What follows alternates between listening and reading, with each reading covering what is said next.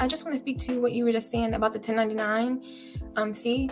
So when a company basically charges off your debt, so they do send you that 1099-C, and the IRS basically states that if a company charges off a debt, they send you a 1099-C, then that debt is now income, so it's no longer debt. So if they're holding income against your debt, like, then they're in violation also, because income is not supposed to be reported on your credit report, so you can leverage your 1099-C to send that to the bureaus and saying, like, I'm not sure why this company is holding this charge off against me, because this is income and I filed it on my taxes. So, you can. I wish I knew that. I wish I met you last year.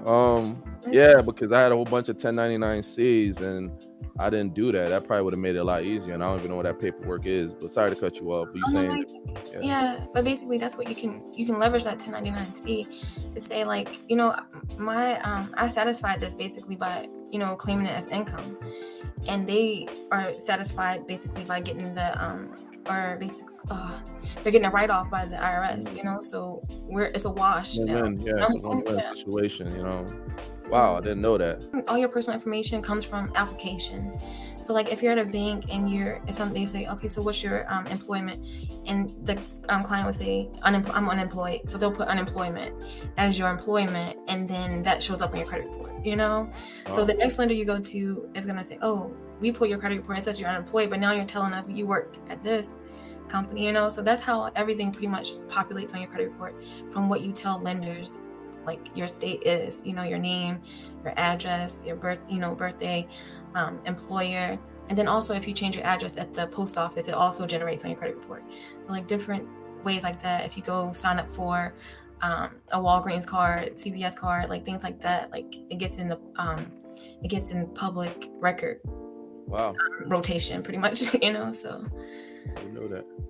Yeah, so guys, if you're doing credit repair, or you just don't want your information out there, don't sign up for nothing. Damn near, like, I never even knew that, but that's crazy.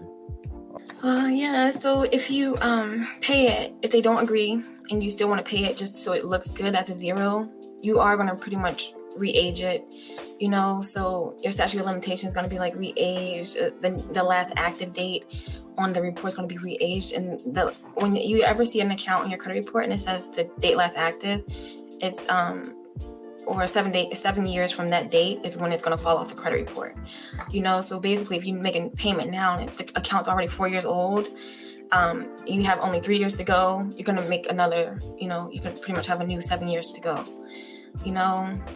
So at that point, in your case, if they don't agree to it, I would just hold out until they send it to collections, and then try to go work it that way. But it's tough when you're dealing directly with the creditor itself. But in the meantime, while you're working out the validation side of things, you can also leverage it inaccurately, So if something's reported inaccurately, you can still get it off. You don't have to but as far as the debt, settling the debt portion, you can work with them directly, but you can still dispute it inaccurately. Factually. Yeah, that's definitely a good question. Yeah, that's tough. I mean, if you was trying to buy a house, if you're trying to do some things with your credit, then hey, probably you got to suck it up and just pay it and do what you got to do.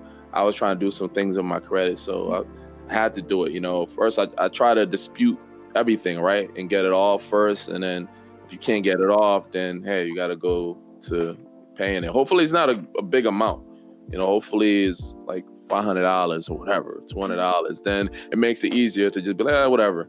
If it was like 10 G's or $20,000, then you only have 2 more years till the thing fall off, then I'll hold out. 20 G's is 20 G's, and even if you settle for it, it will be up there. Yeah, those are some good heavyweight ones to focus on, because most of the time they're incorrect. When you look at any given credit report, you'll see those things inaccurately.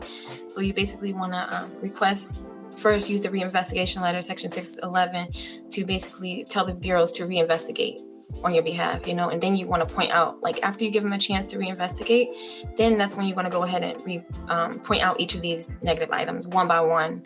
So you don't want to dispute all these things in one round, because then you pretty much show your whole hand and you have nothing else to like fight with the next month, you know. So you want to just little by little, like, go with the heaviest one first, the most inaccurate one, and then try to knock it out. But if not, then you have something else. You have backup pretty much after